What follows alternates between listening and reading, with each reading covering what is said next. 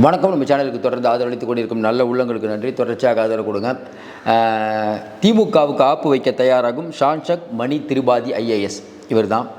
இவர் யார் அப்படிங்கிறத பற்றி நம்ம பார்க்க போகிறோம். அதையும் தாண்டி இந்த ஷாஷக் மணி திரிபாதி அவரை ஏன் டெல்லி இன்றைக்கி களமிறக்கியிருக்காங்க, தமிழகத்தில் ஒரு புதிய டீமை உருவாக்க போகிறாங்க. அதுவும் இல்லாமல் ஏற்கனவே அதிமுக பிஜேபி அணியை வெற்றி பெறுவதற்கு இன்றைக்கி மோடி பலவிதமான யுக்திகள், குறிப்பாக பார்த்தீங்கன்னா ஊரில் வார் ரூம் அமைக்கிறது, அந்த வார் ரூமோடைய நேரடி தொடர்பு டெல்லிக்கிட்ட போகும் அப்படிங்கிற மாதிரியான வரக்கூடிய தகவல்கள் திமுகவுக்கு கவலை அளிக்கிற மாதிரி இருக்குது. இன்னொரு பக்கம் பார்த்திங்கன்னா துணை ஜனாதிபதியை சந்திக்க தயாராகும் குடும்பம். எப்படியும் துணை ஜனாதிபதி சந்தித்து ஒரு இணக்கமான சூழ்நிலைக்கு வரலாம்னு நினைக்கிறாங்க. அதைக்கு உதவி பெறக்கூடிய வகையில் இன்றைக்கி இருக்கக்கூடிய வெங்கைய நாயுடு அவர்களே அநேகமாக நாளைக்கு திமுக குடும்பத்தில் இருக்கக்கூடிய ஒரு சந்திக்கிறதா ஒரு தகவல் வருது. இதையெல்லாம் தகவலாக இருந்தாலும் இன்றைக்கி அடி வயிற்றில் அப்படிங்கும்போது இன்றைக்கி பீகாருடைய வெற்றி இன்றைக்கி திமுகவுக்கு ஒரு மிகப்பெரிய கலக்கம். ஏன் எல்லோரும் சொல்கிறாங்க காங்கிரஸை விட்டுரும் திமுகன்னு.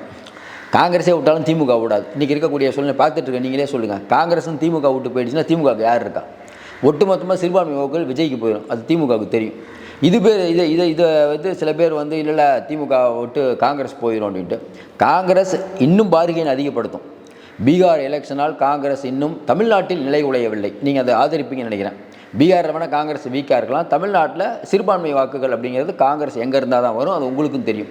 அதனால தானே விஜய் அவர்கள் காங்கிரஸை வரவேற்க காத்திருக்கிறார். காங்கிரஸும் விஜய் பக்கம் போனால் என்னங்கிற ஒரு முடிவுக்கு வந்திருக்கும். ஆனால் என்ன சிக்கல் அப்படின்னா திமுக இருக்கக்கூடிய 22 எம்பி, இப்போ விஜய் ரசிகர்களோ இல்லை டிவிக்காவினரோ அவங்க மகிழ்விக்க வேண்டும். இப்போ நான் பேசுகிறதுனால டிவிக்கு தொண்டர்கள் மகிழ்வார்கள் அப்படிங்கிறதுக்காக உண்மைக்கு புறம்பான செய்தியை சொல்ல முடியாது. என்னை பொறுத்தவரையில் இப்போ இருக்கக்கூடிய நிலவர பிரகாரம் விஜய் அவர்களை நோக்கி பார்க்கும். பட் போகலாமா வேணாமாங்கிறது இன்னும் முடிவாயிருக்காது. விஜயை வச்சு அதிக சீட்டு கேட்பாங்க. அதிக சீட்டு கொடுக்கலாம் போகிறதுக்கான வாய்ப்பு இருக்கு. ஆனால் இப்போதைக்கு ஒரு முடிவு எடுக்காது. சரி, இன்றைக்கி தமிழ்நாடு அரசுக்கு எதிராக இன்றைக்கி சென்ட்ரல் டீம் இறக்கியிருக்காங்களே, இந்த சென்ட்ரல் டீமுடைய பங்கு என்ன?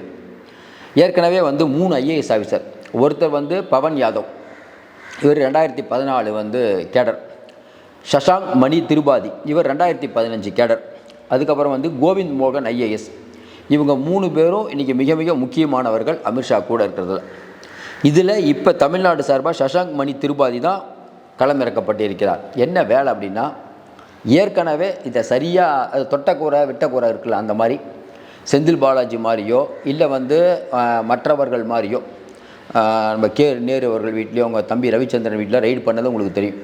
அப்போல்லாம் அந்த கேஸ் நிற்கலை. இந்த தடவை கரெக்டாக இருக்கணும். கரெக்டாக இருக்கணும்னா தேர்தல் வரைக்குமாவது உள்ளே வைக்கணும். அந்த மாதிரியான வழக்குகள் போடுங்க. இதுக்கு ஒரு ஸ்பெஷல் டீம்.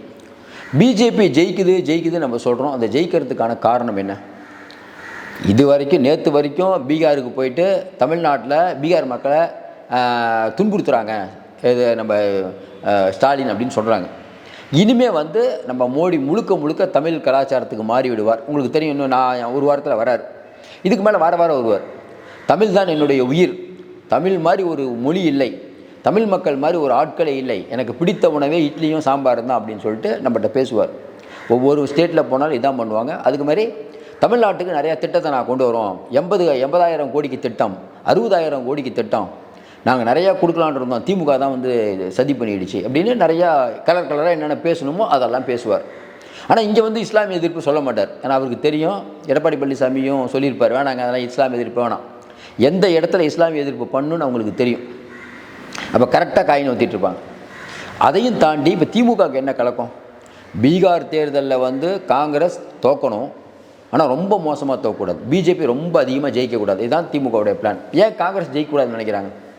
பீகார் தேர்தலில் காங்கிரஸ் ஜெயிச்சிருந்தால் ஸ்டாலின் மகிழ்வார்னா மகிழ மாட்டார். காங்கிரஸ் ஜெயிச்சிருந்தால் காங்கிரஸுக்கு ஒரு புது தெம்பு வந்திருக்கும். அப்புறம் சீட்டை கேட்குற விதமே வேறு.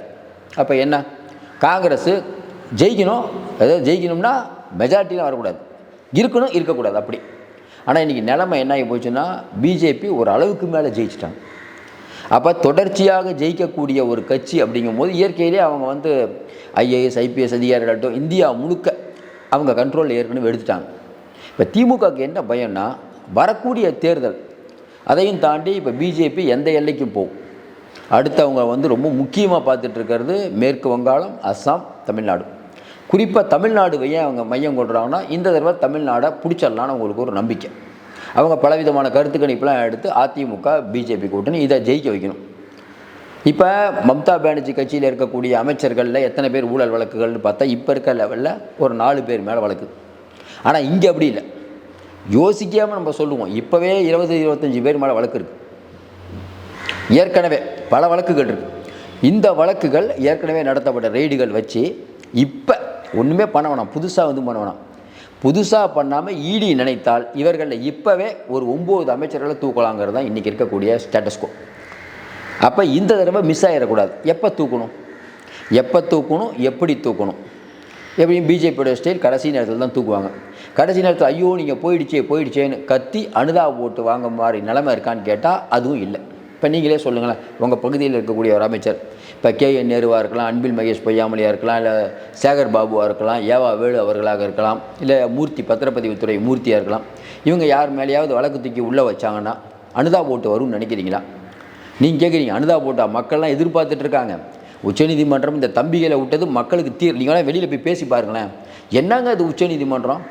இந்த தம்பிகள் இத்தனை கோடிக்கு வாட்சி கட்டிட்டு இன்ஸ்டாவில் ரீல் போடுறாங்க. ஆகாஷ் பாஸ்கரனுக்கு ஆதரவாக உச்சநீதிமன்றம் வருது, ஈடியை கண்டிக்குதே. இப்போ ஈடியை முதல்ல தமிழ்நாடு மக்கள் திட்டுறது போய் இவங்கள ஒன்றும் பண்ண முடியலையே. மணிஷ் சிசோடியா மாற்றாரு, ஹேமந்த் சோரன் மாற்றாரு, கெஜ்ரிவால் மாற்றாரு, இவங்க மட்டும் எப்படி தப்பிக்கிறாங்க? அப்போ கீழே கமெண்ட் வருது, ஆமாங்க அரவிந்த் கெஜ்ரிவாலோ மணிஷ் சிசோடியாவோ ஹேமந்த் சோரனோ அவங்கள இடி கேஸ் போட்டாங்கன்னா அடுத்து டெல்லிக்கு போயிட்டு நான் மோடிக்கிட்ட அப்பாயின்மெண்ட் கேட்டு மோடியை பார்க்கல. இதில் யாருமே இல்லாத, அதாவது ஹேமந்த் சோரனோ மணிஷ் சிசோடியாவோ கவிதாவோ எவ்வளவோ தலைவர்கள் இருக்காங்க. இந்த தலைவர்களை யாராவது ஒருத்தர் ஈடி கேஸ் இந்த பக்கம் வந்தவுடனே நேராக டெல்லிக்கு போயிட்டு மோடிகிட்ட ஒரு அப்பாயின்மெண்ட் வாங்கி பார்த்தாங்களா? கடந்த காலங்களில் பார்த்துருக்காங்களா? நீங்களே சொல்லுங்கள். அப்போ யார் உண்மையிலே வீரன்? ஆனால் திமுக என்ன சொல்கிறாங்க, நாங்கள் தான் உண்மையிலேயே வீரன். ஏன் சார், காலில் விழுந்தாலும் தப்பிச்சுக்கிறோம்ல, அதுக்கு ஒரு தைரியம் வேணும். சொல்லுவாங்கள்ல, எல்லா ஊர்லேயும் நாங்கள் அடி வாங்கியிருக்கோம், நாங்கள் அடி வாங்காத ஏரியாவே இல்லைங்கிறாங்களா? அந்த மாதிரி, அதாவது சிலர் ஆசைக்கும் தேவைக்கும் வாழ்வுக்கும் வசதிக்கும் ஊரார் கால் பிடிப்பார் ஒரு அப்படின்னு எம்ஜிஆர் ஒரு மானமும் இல்லை ஒரு ஈனம் இல்லைன்னு ஒரு பாட்டு பார்த்துருப்பீங்க. அதுபோல் நீங்கள் ரொம்ப ஸ்ட்ரிக்டாக இருக்கீங்க, இல்லை நான் மோடிக்கெல்லாம் அடி பண்ணிக்க மாட்டேன்னா ஜெயிலுக்கு போகணும். இல்லைங்க அதெல்லாம் ஒன்றும் பிரச்சனை இல்லைங்க, எதுக்கு நான் தயாராக இருப்பேன் அப்படின்னா அவங்கள என்ன பண்ண முடியும்? ஓரளவுக்கு மேலே என்னங்க பண்ணுறது? ஐயா உங்கள்கிட்ட நான் வந்துட்டேன், நீங்களே பார்த்து பண்ணி கொடுங்க, முடிஞ்சு போச்சு கதை. அப்போ அந்த மாதிரியான விஷயங்களை இந்தியாவில் மிக மிக முக்கியமான ஒரு கட்சி இருக்குன்னா அது திமுகங்கிறது நான் நினைக்கிறேன். மக்களும் பெரும்பாலான மக்கள் நீங்கள் நினைப்பீங்கன்னு நினைக்கிறேன். இந்த நெளிவு சுழிவுகள் தெரிஞ்ச கட்சி. சர்க்காரியா கமிஷனில் ஆரம்பித்து பல விஷயங்களை சொல்லலாம். அதான் விஜய் அவர்கள் சொன்ன மாதிரி ஒரு காலத்தில் கூடா நட்பு கேடாகி முடியும், காங்கிரஸை ஒழிக்கிறோன்னு சொல்கிற திமுக, அதே காங்கிரஸ்கிட்ட கலைஞர் அவர்கள் வீல் சேரில் போய் அவங்க பேரன் நம்முடைய கலாநிதி மாறனுக்காகவும் TR பாலுக்காகவும் ராஜா அவர்களுக்காகவும் இவர்களுக்கு நம்ம அழகிரி அவர்களுக்காகவும் இவர்களுக்கு இந்தந்த இலாக்கா வேணும்னு டெல்லியில் போய் உட்காந்து வாங்கிட்டு வந்தார். நல்லா நினைக்கிறேன், இந்தியன் எக்ஸ்பிரஸ்லேயும் ஹிந்துலேயும் ஃபஸ்ட்டு பக்கம் கலைஞர் அவர்கள் வீல் சேரில் போவார். அங்கே இவர் தயாநிதி மாறனும் கனிமொழி அவர்கள் பின்னாடி ராஜா 3 பேர் தள்ளிட்டு போவாங்க. தள்ளாத வயதிலும் குடும்பத்திற்காக, இதான் டைட்டில். இதெல்லாம் மக்கள் மறந்துடுவாங்கன்னு நினைக்கிறீங்களா? பண்டார பரதேசி அப்படின்னு பிஜேபியில் சொல்லிட்டு அதே பிஜேபியுடன் கூட்டணிக்கு போனது யார்? RSS ஒரு சமுதாய இயக்கம்னு முரசொலியில் எழுதியது யார்? நாங்கள் பிஜேபி கொள்கையில் ரொம்ப தீவிரமாக இருக்கோம், பிஜேபி வரக்கூடாதுங்கிறதுல நான் உறுதியாக இருக்கேன். ஆனால் நீங்கள் எப்படி இருந்தீங்க கடந்த காலங்களில்? இப்போ மட்டும் நல்லவர்கள் போல் வேஷம் போடுவது சரியா? திருமாவளவர்கள் பிஜேபியை வேறு இருக்காமல் விட மாட்டேங்கிறீங்க. முதல்ல நீங்கள் ஜெயிச்ச காட்டு மன்னார் கோயிலில் முதல்ல நீங்கள் கூட்டணி வச்சதே பிஜேபியோட தான். அப்போ பிஜேபி நல்ல கட்சியா? ஒன்றும் புரியல. 5 வருஷத்துக்கு முன்னாடி பிஜேபி நல்லா இருந்தது கேட்டால் வாஜ்பாய் காலத்து பிஜேபி. ஏங்க பிஜேபி தான், அது வாஜ்பாய் காலத்து பிஜேபி இருந்தால் இந்த பிஜேபி எல்லாம் ஒன்று தானே? வாஜ்பாய் காலத்தில் இருக்கும்போது தானே அங்கே கலவரம் நடந்தது, உண்டா இல்லையா? கோத்ரா கலவரம் எப்போ நடந்தது? வாஜ்பாய் இருக்கும்போது தான் நடந்தது. அப்போ சிஎம் இங்கே கலைஞர் தான் இருந்தார், என்ன நடவடிக்கை எடுத்தீங்க? அது வேறு ஸ்டேட் பிரச்சனை அப்படிங்கிறீங்க. இப்போ கூட பார்த்தீங்கன்னா உங்களுடைய முதலீடுகளை இருக்கிறேன்னு சொன்னீங்க, ரிலையன்ஸோட முதலீடு இப்போ இதுக்கு போயிடுச்சு, ஆந்திராவுக்கு போயிடுச்சு. உங்கள்கிட்ட வரக்கூடிய முதலீடு இதையெல்லாம் விட்டுட்டு SIR எதுக்குறோம், பிஜேபி எதுக்குறோம், அது எதுக்குறோம், இது எத்தனை தடவை இதையே சொல்லிகிட்டு இருப்பீங்க. அப்போ கரெக்டாக பிஜேபி என்ன நினைக்குது, வருது உள்ள கரெக்டாக வேலைக்கு பணி நியமனம் கொடுத்த வழக்கில் TR அவர் நம்ம நேரு அமைதி ஆகிட்டார்னா இன்னும் ரொம்ப அமைதியாகிடுவார். ஏன்? செக்கு வச்சா போதும் அமைதியாகிடுவார். நேருவை உள்ளே தூக்கி போடுவதற்கு வாய்ப்பு இருக்கானா? நல்லா யோசனை பார்த்து அங்கே நிறையா லிங்க்கெல்லாம் கேட்டு பார்த்தா வாய்ப்பே இல்லைங்க. ஏன்? அவருக்கு டெல்லியில் ஆளுங்க இருக்காங்க, நிறையா இருக்காங்க. அவர் எப்படி பண்ணுமோ, சமாதானம் பண்ண என்ன பண்ணுமோ அதெல்லாம் அவருக்கு தெரியும். ஏன்னா அவர் வந்து தொழில் தெரிஞ்சவருங்க, கரெக்டாக பண்ணுவார். எப்படி ஸ்டாலின் வந்து டெல்லியை பிடிச்சாரோ அதேமாதிரி இவர் பிடிச்சிக்குவார். துரைமுருகனை ஒன்றும் கை வைக்க முடிஞ்சதா? பிஜேபிக்காரங்களுக்கே புரிய மாட்டேது. என்னங்க திமுகவுக்கு உள்ளே போகணுங்கிற மோடி உள்ளவே போட மாட்டாரே. கெஜ்ரிவாலை உள்ளே போகிறாரு, ஹேமந்த் சோரன் உள்ளே போகிறாரு, இவங்கள மட்டும் உள்ளே போகல. இப்போ நீங்களே பார்த்துட்டு உங்களுக்கு அதை என்னங்க எல்லா ஸ்டேட்லேயும் பிஜேபி நிறைய பேர் உள்ளே தூக்கி போடுது. ஆனால் இங்கே மட்டும் இடி சரியாக வேலை பார்க்க மாட்டேங்குது. இப்போ கெஜ்ரிவாலை உள்ளே போடுது, நீதிமன்றம் ஏற்றுக்குது. தம்பிகளை கூட உள்ளே போட முடியல. குறிப்பாக பார்த்தீங்கன்னா தம்பிகள் கேஸில் ஈடிக்கு தான் இடி இருக்கிறாங்க. டாஸ்மார்க்கில் ஏன் உள்ளே பூந்திங்க கேட்குறாங்களா? அப்போ யோசிக்கணும். ஈடிலையும் இவங்க ஆளுங்க இருக்காங்க, எல்லா துறையிலையும் ஆளுங்க வச்சுருக்காங்களே. பிஜேபிகிட்ட ஆள், இடி டிபார்ட்மெண்ட்லேயும் ஒரு ஆள் வச்சுருப்பாங்களோ, அதனால தான் இடி இவங்களுக்கு சாதகமாக இருக்குதோ. இப்போ நிறையா மக்களுக்கு சந்தேகம் வருமா? இப்போ உங்களுக்கு கூட அந்த சந்தேகம் வந்துருக்கு. எல்லாத்தையும் பண்ணுறக்கூடிய இடி வந்து இவங்க எங்கேயும் கோட்டை விடுது. அப்போ எதற்கும் துணிந்தவன் பாரு, எதெல்லாத்துக்கும் தயாராக இருக்கும், ஒன்றும் பிரச்சனை இல்லை. அப்போ அந்த தெம்பு தான். எப்படி நம்மகிட்ட வரமாட்டாங்க, வர மாதிரி இருந்தால் நம்ம தான் ஏற்கனவே பண்ணுற வேலையெல்லாம் பண்ணிட்டோம். குடியரசு துணைத் தலைவர் ஏற்கனவே உங்களுக்கு ரொம்ப வேண்டிப்பட்டவர் தான். அப்படிங்கும்போது அவரிடம் ஒரு அப்பாயின்மெண்ட் வாங்கி, ஏற்கனவே வேறு ஒருத்தர் மூலிமா பேசியிருக்காங்களாம், ஒரு அப்பாயின்மெண்ட் வாங்கி பார்த்துருவோம் பார்ப்பாங்க. இங்கே இருக்கக்கூடிய வெங்கைய நாயுடு இருக்கார்ல, அவர்கிட்ட ஒரு டீலிங் ஏற்கனவே பேசிகிட்டு இருக்காங்க. இப்போ என்ன சிக்கல்? பிஜேபி அல்டிமேட்டாக என்ன நினைக்கும்? திமுக ஆட்சிக்கு வரக்கூடாது, ரைட். இன்னொன்று என்ன நினைக்கும்? நம்ம ஆட்சிக்கு வரணும், கரெக்டுங்களா? ஒன்றா திமுக பிஜேபி, இல்லைனா அதிமுக பிஜேபி, இதுதான் தமிழ்நாடு அரசியலாக போகணுங்கிறது பிஜேபியோட எண்ணம். பிஜேபி அப்படிங்கிறது உங்களுக்கு தெரியும், ஒரு யோக்கியமான கட்சி இல்லை. பிஜேபி என்ன யோசிக்கும்? திமுக அப்படிங்கிறது தங்களுடைய கொள்கைகளுக்கு நேர் எதிரி. அப்போ திமுக பிஜேபி இப்படி கொண்டு போகலாமா? ஏன்னா இந்த வரக்கூடிய தேர்தல் அப்படிங்கிறது பிஜேபி ஓரளவுக்கு நம்ம வந்து எம்எல்ஏ வாங்கணும், நம்ம தமிழ்நாட்டில் ஆட்சியை பிடிக்கணும், பின்னால் ஆட்சியை பிடிக்கணுங்கிற கனவு.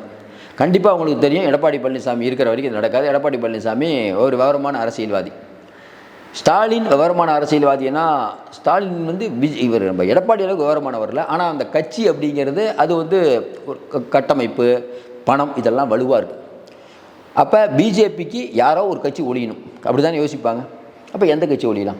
திமுகவுடைய பார்கெனிங், திமுக ஒரு வேலை இல்லைங்க, நீங்கள் சொல்கிற மாதிரியே என்ன, நீங்கள் சொல்கிறதெல்லாம் நான் கேட்குறேன், ஆனால் காங்கிரஸ் மட்டும் விடணும்னு சொல்லிடாதீங்க, நாங்கள் ஜெயிக்க முடியாது, எந்த விதமான எல்லைக்கும் போகிறோம், நான் என்ன பண்ணணும்னு சொல்லுங்கள், நீங்கள் ஆட்சி விட்டு போன்னு பிஜேபி சொல்ல முடியாது, ஏன்னா அதுதானே இருக்குதுன்றவாங்க.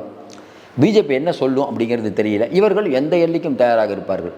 ஆனால் எல்லாரும் நினைக்கிற ஒன்று, எப்படி இருந்தாலும் பிஜேபி தமிழ்நாட்டில் இன்றைக்கி அதிமுக பிஜேபி கூட்டணியை ஜெயிக்க வைக்கணும்னு பார்ப்பாங்க.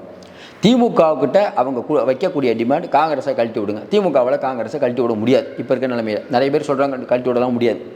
அப்போ திமுக அப்படிங்கிறது பிஜேபியுடைய கொள்கையை ஏற்காமல் போகக்கூடிய நிலை கண்டிப்பாக வரும். அப்படி வரும்போது பிஜேபி தன்னுடைய வேலையை காட்டும். அந்த உக்கிரத்தை தணிப்பதற்காகத்தான் இப்போ துணை ஜனாதிபதியிலிருந்து ஏற்கனவே இருந்த துணை ஜனாதிபதி வரைக்கும் பலவிதமான டீலிங்கில் ஈடுபட்டு கொண்டிருக்கிறார்கள். மிக விரைவில் ஸ்டாலின் போக போகிறாரா டெல்லிக்குன்னா? இல்லை. ஏன்னா இப்போ போனால் பட்டவர்த்தனமாக தெரிஞ்சிடும், அப்பாயின்மெண்ட்லாம் கேட்க மாட்டாங்க. ஆனாலும் இங்கே இருக்க சிலவர் மூலியமாக டெல்லிக்கு பல தகவல்கள் பாஸ் செய்து கொண்டிருக்கிறார்கள். எப்படியும் இடி மட்டும் தங்களை நெருங்கிடக்கூடாதுங்கிறது ரொம்ப தெளிவாக இருக்காங்க. சரி, நீங்கள் கேட்கலாம், ஏன்னாங்க இடி வந்து ஒருத்தர் அரெஸ்ட் பண்ணால் வந்து அதை வச்சே போராட்டம் ஆர்ப்பாட்டம் பண்ணலாம். மறுபடியும் பார்த்து சொல்லிட்டோம், இன்றைக்கி இருக்கக்கூடிய சர்வே ரிப்போர்ட் கூட இன்றைக்கி யாராவது அமைச்சர்களை கைது பண்ணால் ஒரு இம்பேக்ட்டும் கிடைக்காது. டெல்லிக்கும் தெரியாது. இப்போ திமுக ஏன் பயப்படுது? ஏன்னா எல்லாத்துக்கும் தொகுதியெல்லாம் ஒதுக்கிட்டாங்க. செந்தில் பாலாஜிலேருந்து KN எல்லாத்துக்கும் தொகுதி ஒதுக்கிட்டாங்க. யாராவது 2-3 பேரை நீங்கள் உள்ளே வச்சு எலெக்ஷனில் விட்டுருவாங்க. உள்ளே வச்சிங்கன்னா தேர்தல் வேலை யார் பார்க்குறது? பசங்க எல்லா இடத்துக்கும் எப்படி போகிறது? முதல்ல பணத்தை எப்படி எடுக்கிறது? இவ்வளோ பிரச்சனைகள் இருக்கும்போது தான் இன்றைக்கி வந்து டெல்லியிலேருந்து வரக்கூடிய தகவல்கள் IAS இறங்கி விட்டார் அப்படிங்கிறது திமுகவுக்கு மேலும் ஒரு கலக்கம். ஏற்கனவே நம்ம சொல்லிட்டோம், திமுகவை அவ்வளோ சுலபத்தில் வந்து நீங்கள் வந்து அண்டர் எஸ்டிமேட் பண்ணிடக்கூடாது. ஒரு வீரமாக போரிடக்கூடியவங்க இருக்காங்கல்ல, அவங்கள நீங்கள் சண்டை போடலாம். ஆனால் திமுக அப்படி இல்லை, வளைந்து கொடுக்கக்கூடிய கட்சி. எப்படி வந்து ஜெயலலிதா மாவட்டத்திலிருந்து தப்பிக்கணுங்கிறதுக்காக கலைஞர் வந்து பிஜேபியோட கூட்டணிக்கு போனார். கொள்கையெல்லாம் அதுக்கப்புறம் கூட்டணிக்கு போனார் இல்லையா? இலங்கையில் தமிழர்கள் கொன்று குவிக்கும் போது அதெல்லாம் இல்லை, உண்ணாவிரதம் இருந்துட்டு போர் நிறுத்திடுச்சு அப்படின்னு சொல்லிட்டு வந்தாரா இல்லையா? ஏன் இவர் அன்னைக்கு வந்து வாபஸ் வாங்கியிருந்தால் காங்கிரஸ் கவர்மெண்ட் கவுந்திருக்கும். காங்கிரஸ் கவர்மெண்ட் கவுந்திருந்தால் யாருக்கு நஷ்டம்? கலைஞருக்கு நஷ்டம். அப்போ என்ன பண்ணலாம்? தமிழர்கள் எக்கெடு கணம் போட்டு போனால் நம்ம குடும்பம் நல்லா இருக்கணும், அவ்வளோதானே. வேறு உங்கள் என்ன வேறு என்ன? அதனால் இவர்கள் எப்படியும் தப்பித்துக் கொள்வார்கள். நிறைய பேர் சொல்கிறாங்க, இல்லைங்க பிஜேபி வெளுத்து விடுன்னு சொல்கிறாங்க. மக்கள் தான், நீங்கள் தான் சொல்லணும் எப்படிப்பட்ட கட்சின்னு. இப்போது IAS இறங்கி இருக்கிறார், தனி டீம் போட்டிருக்கிறது விளைவாக அடுத்தடுத்த நாட்களில் அதிரடிகளை எதிர்பார்க்கலாம். நம்ம ஏற்கனவே சொன்ன மாதிரி இனிமேல் பட்டாசு அதிரடி சூப்பராக எழுதி வச்சுக்கோங்க. இனிமேல் ஈடி ஏன்னா திமுக இன்றைக்கி பிஜேபிகிட்ட எந்த வேண்டுகோள் வைத்தாலும் யாரை போய் பிடிச்சி நீங்கள் பார்த்தா கூட பிஜேபி ஒரு முடிவு பண்ணிடுச்சு. தமிழ்நாட்டில் வரக்கூடிய தேர்தலில் ஸ்டாலின் அவர்கள் இருக்கக்கூடாது. ஏன் ஸ்டாலின் இருந்தால் 2029 ஸ்டாலின் முதலமைச்சராக இருக்கும்போது எம்பி தேர்தல் வந்தால் ஒரு 40 சீட்டு 35 சீட்டு அடிச்சிருவாங்க. அது பிஜேபி விரும்பாது. அதனால் இவருடைய சமரசத்தை ஏற்காது அப்படிங்கிற மாதிரி தான் சொல்கிறாங்க. டெல்லி டீம் போட்டு விட்டது. அடுத்து என்ன நடக்கும்? தொடர்ந்து நம்ம நிறைய அண்மை தகவலை தந்துட்டு இருக்கோம். தொடர்ந்து ஆதரவு கொடுங்கள். மீண்டும் சந்திப்போம். நன்றி, வணக்கம்.